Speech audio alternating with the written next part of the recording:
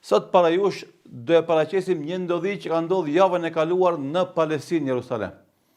Por në këtë rast jo me muslimanat, sepse mediat tona dhe shumë gazetar e intelektual e islamofob nuk dojnë të nin, nuk kanë gajle se sa njerëzi, gra dhe fëmijë vriten në Gaza, në Palestinë. Hiç se kanë atë gajle, nuk le përshtypje.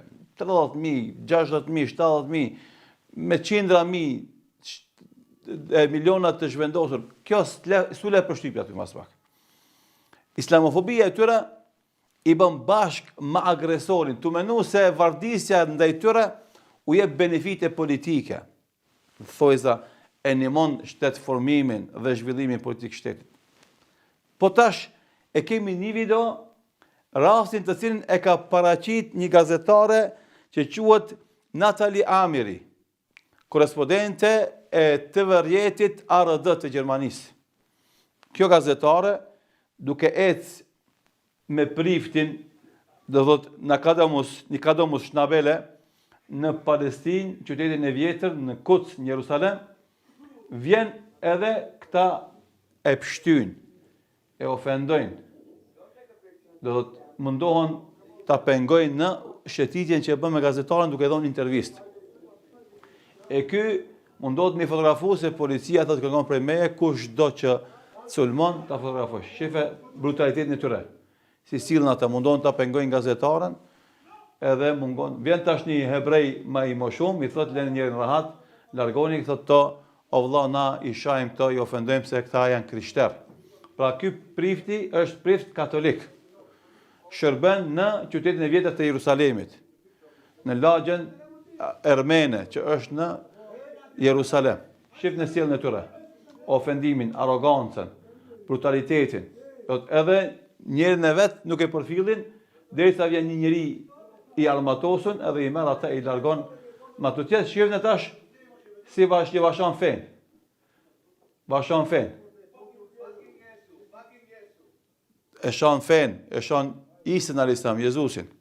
Edhe vazhdon udhëtimi i tyre, të shkojnë nevojnë lajmërimin polici, policia i merr në bisedë informative, i nalën para burg shtëpiak, derisa do thotë zbardhet rasti. Nuk është rasti i parë. Edhe në tetor 5 djemtëri që shtu kanë sulmu kisha, njerëz religjioz fetar, krishter. Thotë problemi i këtyre njerëzve këtyre sionistëve ultra ortodoks nuk kanë bën veç me islamin, ata kanë edhe me krishterizmin. Andaj këta islamofob gazetarë që sot rreshtohen në anën e Izraelit në luftën kundër civilëve të pafajshëm në Gaza, du të dinë se nuk mundet të jenë edhe katolikofil, edhe do thot sionistofil. Sepse sionist nuk kanë respekt as për katolikët, as për krishterët. Për muslimanët jo se jo. Lajmin kjo Natalie Amiri e publikon në Instagramin e vet, ku i ka 114.000 ndjekës, e bën publike, e merr CNN e bën lajm këndodhi. Normalisht te na nuk i jepet kjo rast. Megjithëse ka të bënë me katolik, jo musliman. E mos flasim me ato rastet e masakrave, ku familjet e tëra janë shu nga granatimet dhe bombardimet e vendeve, do thot dhe banesave të njerëzve.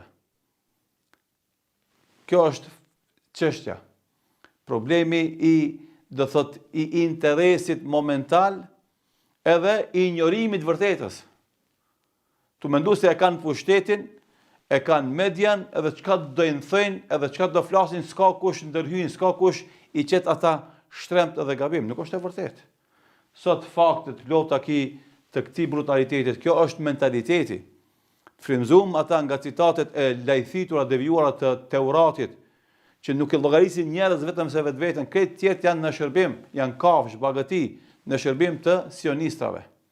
Andaj edhe hebrejet e vërtet, besimtarët e vërtet janë kundër sionizmit. Dhe se sionizmi dhe shteti sionist e sjell hidhrimin e Zotit dhe shkatrimin e hebrejve bashkë me këtë njerëzimin. Andaj pak t'i bim mendjes gazetar, njerëzi pak humanizëm që kanë, e dalën të shohim se këta njerëz ultra-ortodoksët sionistët kanë probleme këtë botën. Dhe nuk kanë të drejtë fetare, morale, intelektuale, profesionale, me u rreshtu me agresorin. Kjo ndodhi historike shumë shpejt ka me përfundu. Agresorët, zullumqarët shumë shpejt kanë me dështu, kanë me psu humbje. Dhe historia ka me shenu të gjitha. Nëse luftën e dytë botnore s'ka mujt çdo detaj i holokaustit dhe vrasjeve që ka bëjë Hitleri të regjistrohet, sot të gjitha detajet evidentojnë që thonë. Këta gazetarë që sot janë drejtora TV-sh, drejtora emisionesh, korespondent gazetar, këta do thot krejt çka flasin, krejt çka thojnë regjistrohet. Në ditë ka më ndryshu situata në lindjen e mesme, këta ku kanë me shku. Këtë evidentume. Kjo në dunjo, e mos flasim çka i pret ata para Zotit, megjithëse ata shpallin veten si agnostik edhe ateist, po leta din ata dhe këtë bota se ka ditë gjykimi, ka ditë llogarie, edhe të gjithë llogaritën. Të gjithë, pa përjashtim. Edhe këta njerëz që nuk i japin pasqyrën e plotë asaj që ndodh në Gaza. Pra një ndodhi që e bën publike, do thot një portal i mirë njohur në Kroaci, Index.hr, CNN-i, gazetarja e ARD-s, do thot bëhet lajm bot ama të shqiptarët jo. Megjithëse ata kanë, do thot, anim ka krishterët, ka perëndimi për shkak të krishterizmit, po krijon pyetje Izraeli, sionistat, ata edhe këta i lanë tu mendu se nëse rinë mirë me ata, do bëhen më të fortë dhe më të mirë këtë botë. Mirë po jo, zullumi përfundon me mposhtje, me dështim, me shkatrim. Vetëm drejtësia është ajo që jep prosperitet gjithë njerëzve. Besimtar, qofshin ose jo besimtar, drejtësia. Edhe lufta e gjithë neve do të qenë për drejtësi. Edhe kjo do të qenë pika e përbashkët e gjithë njerëzve në botë, që të mbretëron drejtësia, secilit të jepet ajo që i takon, ajo që e meriton. Edhe kështu, atëherë ka me pas paqe, ka me pas komoditet, rahati, siguri, stabilitet, zhvillim dhe përparim. Allah i madhreshëm i shkatroft agresorët dhe zullumqarët, Allah i madhreshëm i vetëdijsoft njerëzit dhe i bëft të guzimshëm për të artikulluar të vërtetën, Zoti Dhul Xhelal bëft që sa më shpejt përfundojnë lufta atje dhe të fitojnë besimtarët e shtypur musliman Palestinë dhe Gaza.